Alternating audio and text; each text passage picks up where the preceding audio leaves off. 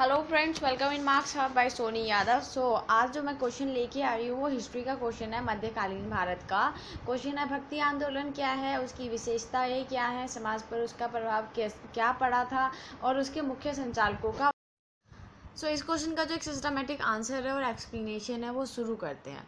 जो भक्ति आंदोलन है उसकी शुरुआत जो है वो 7वीं 8वीं शताब्दी में ही हो गई थी और इसकी शुरुआत का जो श्रेय है वो शंकराचार्य जी को जाता है।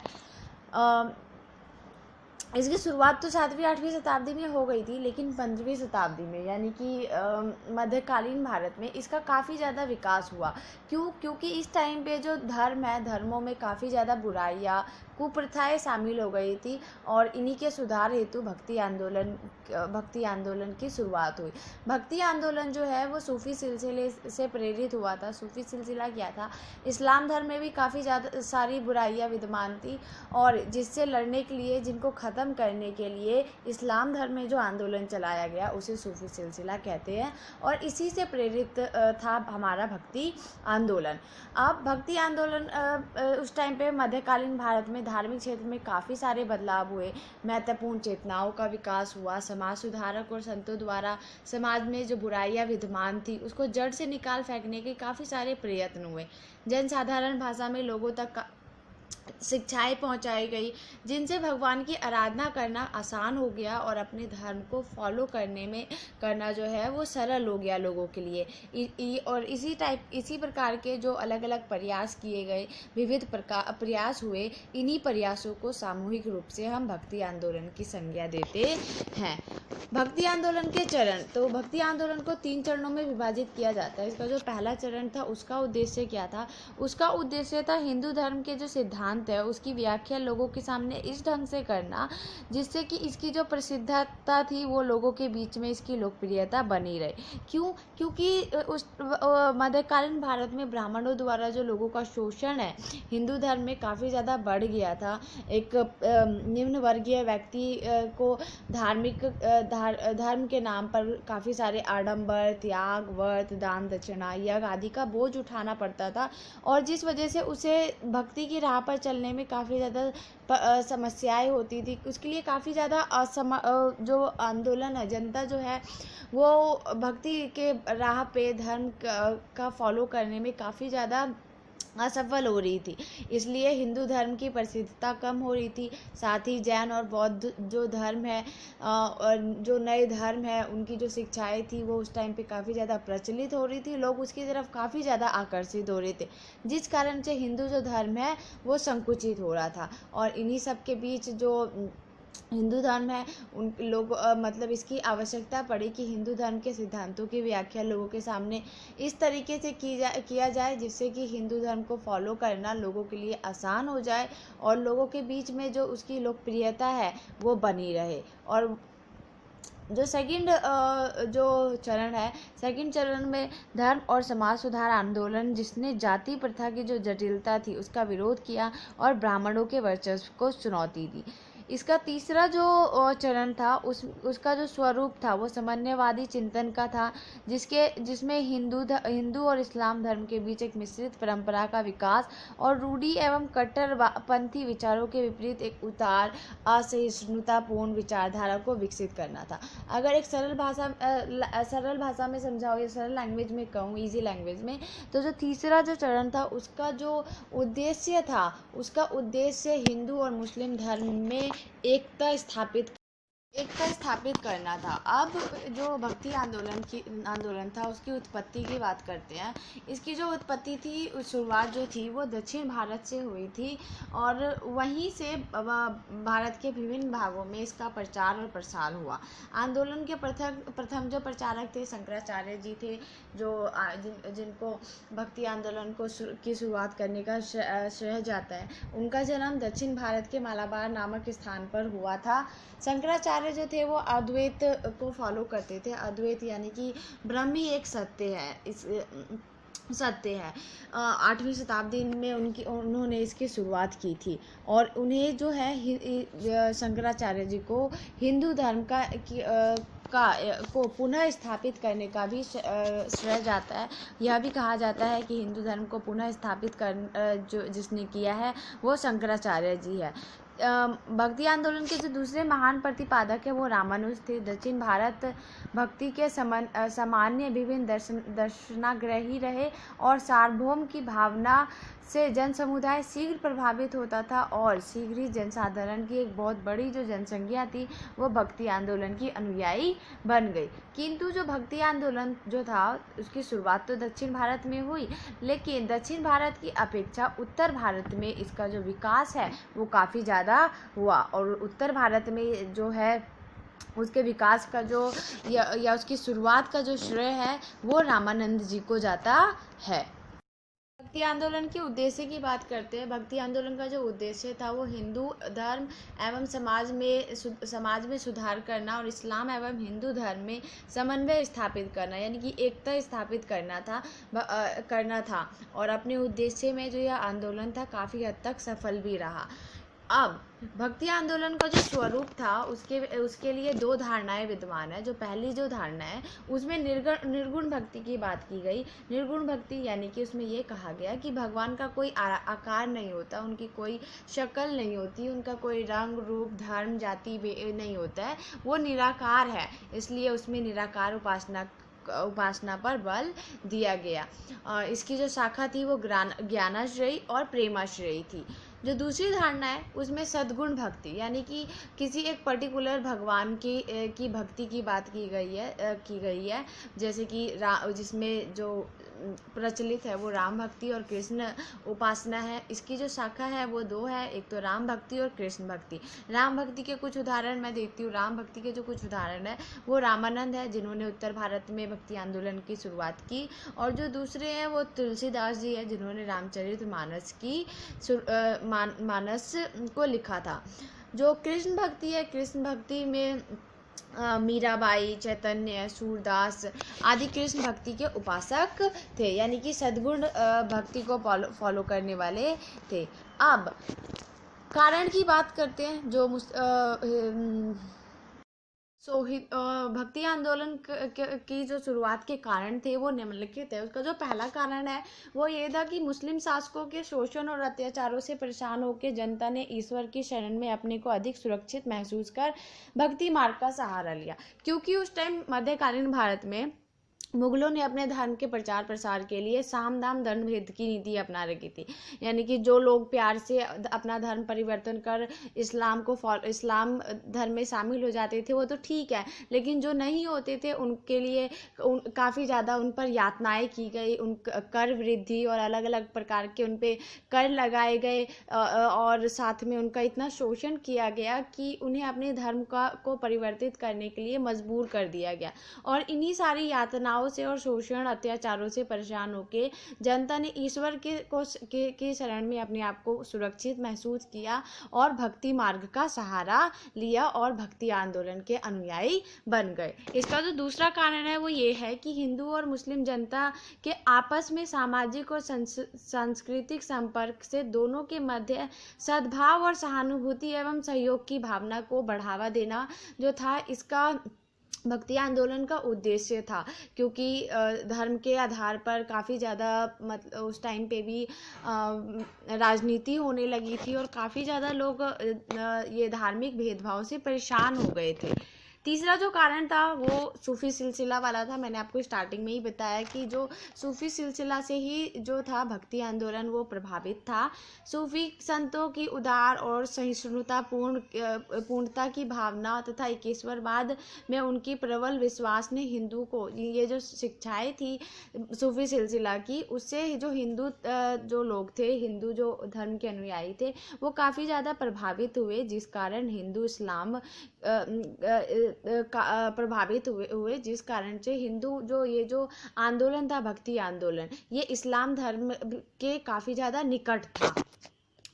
जो इसका फोर्थ कारण था वो ये था कि हिंदुओं ने सूफियों की तरह एकेश्वरवाद में विश्वास करते हुए ऊंच नीच जात पात का विरोध किया। शंकराचार्य का ज्ञान मार्ग और अद्वैतवाद अब साधारण जनता के लिए बोधमग्न वाला नहीं रह गया था, क्योंकि शंकराचार्य ने 7वीं-8वीं शताब्दी में इसकी शुरुआत की थी भक्ति आंदोलन की। तो उनकी जो अद्वैतवाद की नीति की जो अद्वैतवाद को जो वो फॉलो करते थे, यानी कि ब्रह्म ही सत्य है, ये जो बात थी ये अब मध्यकालीन भारत में यानी 15वीं शताब्दी में अब लोगों को ज़्यादा प्रभावित नहीं कर पा रही थी। इस वजह से भक्ति आंदोलन हुआ से में काफ़ी ज़्यादा लोगों ने अपने प्रभावित नहीं कर पा रही थी, इसलिए नए समाज में जो भक्ति आंदोलन हो रहा था नए समाज की स्थापना के लिए, उसमें लोगों ने काफ़ी ज़्यादा बढ़ चढ़ कर भाग लिया। इसका जो पांचवा कारण था वो ये था कि मुस्लिम शासकों द्वारा मूर्तियों को नष्ट एवं अपवित्र कर देने के कारण बिना मूर्तियों एवं मंदिर के ईश्वर की आराधना के प्रति लोगों का झुकाव बढ़ा। इसके लिए उन्होंने भक्ति मार्ग का सहारा लिया। भक्ति मार्ग का क्योंकि उस टाइम पे मैंने बताया कि मुस्लिम जो शासक थे अपने धर्म के प्रचार प्रसार के लिए उन्होंने सारे कदम उठाए और इसलिए मंदिरों को भी नष्ट कर रहे थे और उसमें जो मूर्ति वगैरह थी उसको भी तोड़ फोड़ के अपवित्र कर रहे थे, जिससे परेशान होकर लोगों ने भक्ति आंदोलन से जुड़े। क्योंकि भक्ति आंदोलन में जो कुछ नए संत थे उन्होंने ये शिक्षा भी दी कि भक्ति करने के लिए यानी भगवान की आराधना करने के लिए मंदिर जाना आवश्यक नहीं है या भगवान की आराधना के लिए मूर्ति आवश्यक नहीं है। क्योंकि जो भक्ति आंदोलन का स्वरूप था उसमें जो पहली धारणा थी वो निराकार भक्ति, यानी कि इसमें ये बात कही गई थी कि भगवान का कोई रंग रूप नहीं होता है और जब रंग रूप ही नहीं है तो मूर्तियाँ कैसी। इसका जो छठा कारण था वो ये था कि तत्कालीन भारतीय समाज में शोषणकारी वर्ण व्यवस्था के कारण निचले वर्णों की स्थिति अत्यंत दयनीय थी। भक्ति संतों द्वारा दिए गए सामाजिक सौहार्द एवं सद्भाव के संदेश ने लोगों को प्रभावित किया। जो भक्ति आंदोलन था उसमें जो संत थे, नए जो संत वगैरह उभर के आ रहे थे, उन्होंने समाज के हर वर्ग को अपना अनुयायी बनने के लिए प्रेरित किया। समाज में जो वर्ण व्यवस्था को लेके शोषण हो रहा था, निचले वर्ण जो थे जिनको भक्ति करने का या जप वगैरह करने का अधिकार नहीं था, उन लोगों को भी भक्ति के मार्ग पर चलने के लिए प्रेरित किया। और ये जो असमानता वाली नीति थी, शोषण जो कर रहे थे बड़े जो ब्राह्मण वगैरह निम्न वर्गीय लोगों का या निचले वर्ण के लोगों का, उस शोषण से लोगों को बचाया। भक्ति आंदोलन की जो विशेषता है वो कुछ इस तरीके की है। जो पहली जो विशेषता है वो ये है कि भक्ति की धारणा का अर्थ ईश्वरवाद के प्रति सच्ची निष्ठा की थी। धर्म और दूसरा जो था धर्म कांटा या यादों का परित्याग किया गया। तीसरा, भक्ति आंदोलन में समतावादी आंदोलन तथा भक्ति आंदोलन जो था वो समतावादी आंदोलन था, जिसमें जाति या धर्म पर आधारित भेदभाव को नकारा और सामाजिक सौहार्द की बात की गई। जो इसका चौथी विशेषता है वो ये है कि भक्ति संतों ने जनसाधारण भाषा में उपदेश दिए, जिसके कारण हिंदी, मराठी, बंगाली, गुजराती आदि क्षेत्रीय भाषाओं का विकास हुआ। और जो जनसाधारण जो लोग हैं उन तक जो उपदेश है संतों के, जो शिक्षाएं हैं वो लोगों तक पहुंची, लोगों ने उन्हें समझी और उन पर इम्प्लीमेंट करने में, उन्हें फॉलो करने में उन्हें काफ़ी ज़्यादा आसानी हुआ। जो फिफ्थ इसकी विशेषता है वो ये है कि भक्ति आंदोलन के मूल सिद्धांत सूफी संतों की शिक्षाओं से मिलता जुलता था। छठा, भक्ति संतों ने लोगों के सामने धर्मकांड से मुक्त जीवन का लक्ष्य रखा, जिसमें ब्राह्मणों द्वारा लोगों के शोषण का कोई स्थान नहीं रह गया था। जो इसमें ब्राह्मण द्वारा जो शोषण होता था निम्न वर्गीय लोगों का, ये निचले वर्ण के लोगों का, उसको नकारा। छठा जो इसका की विशेषता है वो ये है कि इसने हिंदू मुस्लिम एकता पर बल दिया, जिसमें इन समुदायों के मध्य सहिष्णुता और सद्भाव की स्थापना हुई। आठवां जो इसकी विशेषता है ये है कि क्षेत्रीय भाषाओं की उन्नति में भक्ति आंदोलन ने काफ़ी ज़्यादा विकास किया, क्योंकि जो नए नए संत उभर कर आ रहे थे, भक्ति आंदोलन के जो संचालक थे, उन्होंने अपनी शिक्षाएं और सौहार्द की जो बातें थी वो जनसामान्य भाषा में यानी कि क्षेत्रीय भाषा में कही और क्षेत्रीय भाषाओं में काफ़ी ज़्यादा अनेक अनेक जो ग्रंथ है या जो शिक्षाएं हैं उनकी किताबों का निर्माण किया, जिस कारण से जनसाधारण को अपनी भाषा में शिक्षाओं को समझने में काफ़ी ज़्यादा आसानी हुई। हिंदी, पंजाबी, तेलुगु, कन्नड़, बंगला आदि भाषाओं में इन्होंने अपनी भक्ति परक रचनाएं की, जिस वजह से जो क्षेत्रीय भाषा है उसकी उन्नति हुई। इसका जो 9वीं जो विशेषता है उसकी ये है कि भक्ति आंदोलन के प्रभाव से जाति बंधन की जटिलता कुछ हद तक समाप्त हो गई, और इसका जो रिजल्ट है वो ये निकला कि जो दलित वर्ग है उनमें भी आत्मसम्मान की भावना जगी, और लोगों ने उन्हें भी सम्मान पूर्वक देखना प्रारंभ किया। 10वीं जो इसकी विशेषता है वो ये है कि भक्तिकालीन आंदोलन में कर्मकांड रहित समता मूलक समाज की स्थापना के लिए एक आधार तैयार कर दिया गया। यानी कि समाज में जो भी कुप्रथाएं, बुराई थी, जो भी ब्राह्मणों द्वारा हिंदू धर्म का जो शोषण था, हिंदू धर्म में जो लोगों का शोषण था, साथ ही जो वर्ण व्यवस्था और जाति भेदभाव था, उन सब को छोड़कर एक समाज में एकता की बात की, समानता की बात की, और समता मूलक समाज के लिए की स्थापना के लिए एक आधार तैयार किया भक्ति आंदोलन ने। इसका जो प्रभाव है समाज पर वो ये था कि पहला, जातिवाद का विरोध।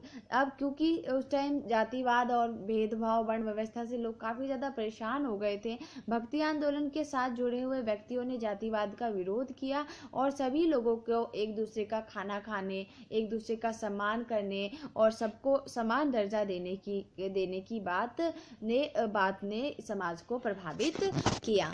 इसकी जो दूसरी जो प्रभाव है पड़ा था समाज पे वो ये था कि महिलाओं को प्राथमिकता मिली। सती प्रथा और अनेक जो कुप्रथाएं थी उनको समाज में जड़ से निकाल फेंका गया। साथ में कट्टरता जो थी वो कम हुई। तीसरा जो प्रभाव था वो ये था कि अंधविश्वास और कुरीतियाँ अस्वीकार की गई। दोनों धर्मों ने एक दूसरे के धर्म की इज्जत की और असमानता जो थी उनमें उनको स्वीकार किया और उनको सम्मान भरे नजरों से सम्मान दिया। चौथा जो था, सिख धर्म की शक्ति का उत्थान था। एक नई जो सिखों की शक्ति का उदय हुआ। गुरु ग्रंथ साहिब जो सिखों का धर्म ग्रंथ है उसको सबका सहयोग मिला। साथ में एक स्वतंत्र धर्म की स्थापना जो था भक्ति आंदोलन का एक रिजल्ट था, यानी कि प्रभाव समाज पर पड़ा था। पांचवा जो इसका प्रभाव है वो है सामाजिक द्वेष में पिसती जनता का उद्धार। जनसाधारण में न केवल ईश्वर के प्रति आस्था जगी वरन धार्मिक और सामाजिक द्वेष में जो जनता पिस रही थी उनको नई स्फूर्ति प्रदान हुई और ईश्वर को मंदिर मस्जिद से बाहर निकाला गया। यानी कि इस बात को महत्व दिया गया कि भक्ति करने के लिए यानी भगवान की आराधना करने के लिए मंदिर और मस्जिद जाना जरूरी नहीं है। सभी जातियों एवं धर्मों के लोग मिलकर एक दूसरे की भावना का सम्मान व एकता का परिचय देने लगे। छठा जो था क्षेत्रीय विकास इसका जो भक्ति आंदोलन है वो उसका सार्थक भक्ति आंदोलन जो है उसमें क्षेत्रीय भाषाओं का काफ़ी ज़्यादा विकास हुआ। उसका सार्थक परिणाम कविताएं, साहित्य ग्रंथ इत्यादि का गठन क्षेत्रीय भाषाओं में हुआ। जो सातवां था शूद्र जो प्रभाव था वो ये था कि शूद्र जाति को यानी कि ये जो सबसे निचली जो जाति थी जिसको हीन भावना से देखा जाता था उसको भी सम्मान मिला। रविदास जो चमार जाति के थे यानी कि रविदास जो थे वो संचालक थे एक भक्ति आंदोलन के। वो चमार जाति के थे। ब्राह्मण के साथ उन्होंने भोजन किया। संतों ने जाट धन्ना का अत्यय ग्रहण किया। संतों ने यह बात प्रमाणित कर दी जो भक्ति आंदोलन के जो संत थे जो संचालक आदि थे उन्होंने इस बात को प्रमाणित किया कि भगवान जो मानव है वो अपने सत्कर्मों से महान बनता है, अपने अच्छे कार्यों से महान बनता है। अब भक्ति आंदोलन के संचालकों की बात करते हैं। जो मुख्य संचालक थे उनमें पहला जो नाम आता है वो रामानुजाचार्य का आता है। वो एक महान प्रवर्तक थे जो सद्गुण ईश्वर भक्ति में विश्वास करते थे। उनका जन्म 1107 ईस्वी में मद्रास के निकट पीरूमंदर स्थान में हुआ था। मनुष्य की समानता की उन्होंने बात की और जाति व्यवस्था की के वो काफ़ी घोर निंदक थे। वैष्णव मत के प्रचार में अपना सारा जीवन व्यतीत किया। उन्होंने उनके उपदेशों को जन साधारण के साथ साथ बड़े बड़े शासकों को भी वैष्णव मत अनुयायी बना दिया। ईश्वर की एकता में वो विश्वास रखते थे। डॉक्टर ईश्वरी प्रसाद कहते हैं कि दक्षिण भारत में भक्ति आंदोलन के प्रथम प्रवर्तक जो थे वो शंकराचार्य नहीं अपितु रामानुज थे। लेकिन जो भक्ति आंदोलन है उसके संस्थापक तो शंकराचार्य जी ही थे। जो रामानुजाचार्य थे उन्होंने जो 15वीं शताब्दी में जो भक्ति आंदोलन प्रचलित हुई उसके विकास में काफ़ी ज़्यादा सहयोग दिया। जो दूसरे संचालक जो थे वो रामदेव हैं। प्रमुख प्रचारक थे वो महाराष्ट्र में उनका जन्म हुआ था, लेकिन उनकी जन्मतिथि को लेकर काफ़ी ज़्यादा मतभेद है। जो कारपेंटर है उनके हिसाब से 1414 शताब्दी में उनका जन्म हुआ था। उपदेश लोगों के मन को पंडित एवं पुजारियों के पाखंड से बचने और प्रभु की शिक्षा दी। उन्होंने पंडित और पुजारियों के पाखंड से बचने के लिए लोगों को कहा मूर्ति पूजा का वो विरोध करते थे। साथ में प्रण करना, उपवास करना, तीर्थ यात्रा वगैरह को उन्होंने आवश्यक नहीं माना। वह साथ में हरि के चरणों में प्रेम आवश्यक है। उन्होंने कहा कि हिंदू मुस्लिम अंधकार में रहते हैं क्योंकि वो मंदिर और मस्जिद में जाके पूजा या इबादत पे बल देते हैं। भगवान की स्तुति करने के लिए यानी पूजा करने के लिए, अपनी भक्ति दिखाने के लिए ये आवश्यक नहीं है मंदिर जाना या मस्जिद जाना। जाति जो व्यवस्था थी उसका उन्होंने काफ़ी ज़्यादा विरोध किया। साथ में स्त्री की प्रगति की बात की और हिंदू मुस्लिम सौहार्द पर उन्होंने बल दिया। अब जो तीसरे संचालक थे वो रामानंद है। रामानंद जिन्होंने उत्तर भारत में भक्ति आंदोलन की शुरुआत की, आरंभ किया। उनके जीवन परिचय को लेकर मतभेद है। रामानुज के जो अनुयायी थे उत्तर भारत में उन्होंने वैसे ही धार्मिक जागृति लाई जैसा दक्षिण भारत में रामानुजाचार्य ने शुरू किया था। रूढ़िवाद व अंधविश्वास का विरोध किया। सभी जाति के लोगों को शिष्य बनाया। ऊंच नीच और लिंग भेदभाव, जाति भेदभाव का उन्होंने आदि का कोई भेदभाव उन्होंने नहीं रखा। जो चौथे संचालक थे वो कबीर थे।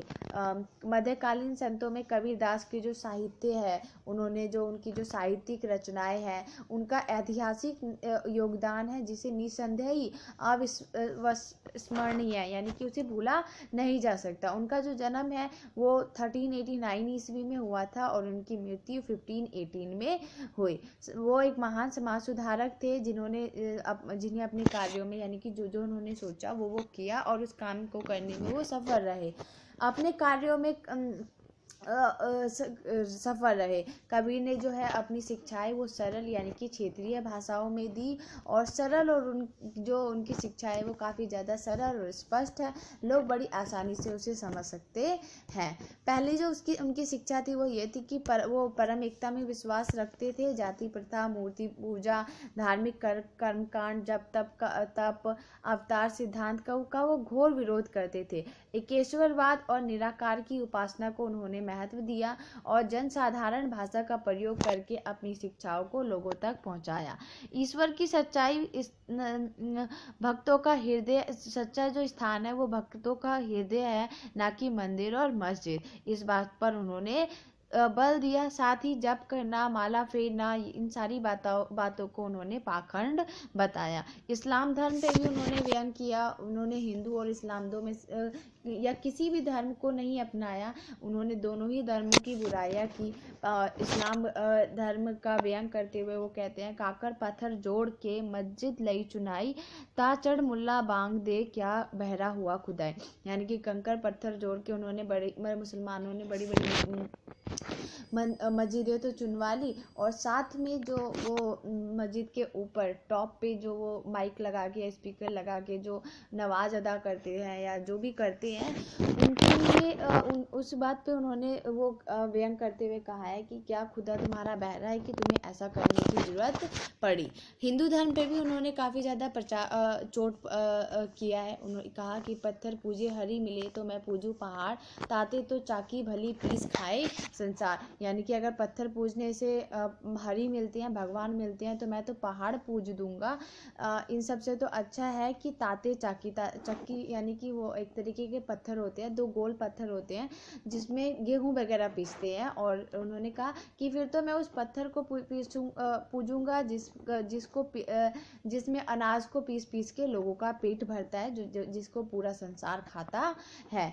दोनों धर्मों को उन्होंने ठुकरा दिया और दोनों धर्मों पे एक साथ व्यंग करते हुए वो कहते हैं, हिंदू मुआ राम कही मुसलमान खुदाई, कहे कबीर जो जीविता जो दूहू के निकट ना जाए। यानी कि उन्होंने कहा हिंदू को राम को पूजते हैं, मुसलमान जो है खुदा को पूजते हैं, लेकिन जो कबीर है उन्हें वो लोग पसंद है जो दो में से किसी भी धर्म को ना अपनाए, दोनों में से किसी के भी निकट ना जाए या किसी भी धर्म के निकट ना जाए। जाति व्यवस्था की उन्होंने कड़ी आलोचना की। सामाजिक आर्थिक ढांचे पर उन्होंने प्रहार किया। कवि ने अपने संदेश दोहों के माध्यम से जनसाधारण के सम्मुख प्रस्तुत किए। कबीर के अनुयायी जो है वो कबीरपंथी कहलाते, यानी कि कबीर को जो फॉलो करते थे, जो लोग उनके भक्त बने, जो उनको कबीरपंथी कहा जाता है। कबीर की जो प्रमुख रचनाएं हैं वो साखी, रवद और रमेनी में है। अब गुरु नानक जो 5वें संचालक हैं, वो गुरु नानक संचालक जिनके बारे में बात कर रही हूँ, वो गुरु नानक 15 अप्रैल 1469 में पाकिस्तान के शेखपुर ज़िले में गुरु नानक का जन्म हुआ था। पढ़ाई में उनका मन नहीं लगा। 30 साल की उम्र में वह भक्ति में लीन हो गए। उनकी भी जो शिक्षाएं थी और जो शिक्षा थी वो जनसाधारण पर उन्होंने गहरा प्रभाव डाला। उसका संबंध सिख संप्रदाय से था। बिना किसी वर्ग विशेष की बात करें, उन्होंने सभी धर्मों में या सभी जो धर्म थे उनमें जो अंदर छिपे हुए जो संस्कारों को नष्ट करने की, जो कुप्रथाएं थी, जो गलत बातें थी, उनको नष्ट करने का उन्होंने प्रयास किया। साथ ही उन्होंने जात पात, आडंबर, छुआछूत, ऊंच नीच, उपवास, मूर्ति पूजा, बहुदेववाद का उन्होंने काफ़ी ज़्यादा आलोचना की, काफ़ी कटु आलोचना की। अब इसके बाद हम जो ये भक्ति आंदोलन का जो चैप्टर है इसको यहीं ख़त्म करते हैं। निष्कर्ष की बात करते हैं। निष्कर्ष में इन सारे पॉइंट को पढ़ के समझ के आपको समझ आता है, स्पष्ट हो गई होगी ये बात कि भक्ति आंदोलन तत्कालीन समाज का क्रांतिकारी आंदोलन था। संत एवं महात्माओं ने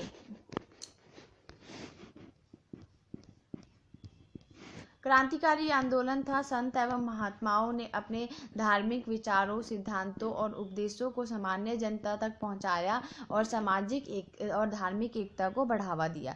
साथ ही उन्होंने सिर्फ एकता को ही नहीं बढ़ावा दिया, समाज में जो बुराइयां थी, कुप्रथाएं विद्यमान थी, उनको भी समाज सुधारकों ने ख़त्म करने में अपनी भूमिका निभाई और ये पाठ भी पढ़ाया कि ईश्वर की प्राप्ति के लिए सच्ची राह दिखाई। उन्होंने कहा कि ईश्वर की भक्ति को सिर्फ मंदिर या मस्जिद में जाके या व्रत रख के विभिन्न आडंबरों को अपनाकर उनको फॉलो कर नहीं प्राप्त किया जा सकता। ईश्वर की जो सच्ची भक्ति है, वो ईश्वर का जो सच्चा स्थान है वो मनुष्य का हृदय है और उसकी जो सच्ची भक्ति है वो उसके कर्म है, वो किस कर्म है।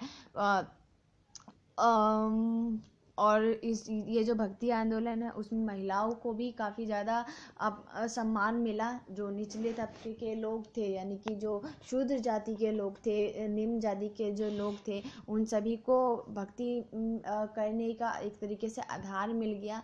लोग समाज में उनको थोड़ा सम्मान मिला और यही सारी जो शिक्षाएं थी वो भक्ति आंदोलन की शिक्षाएं थी और जिससे एक नए समाज की या कहे कि एक सुखद समाज की स्थापना हुई। तो अगर आपको मेरी ये वीडियो पसंद आई तो इसे लाइक कीजिए, मेरा चैनल सब्सक्राइब कीजिए और फॉलो कीजिए। Thank you.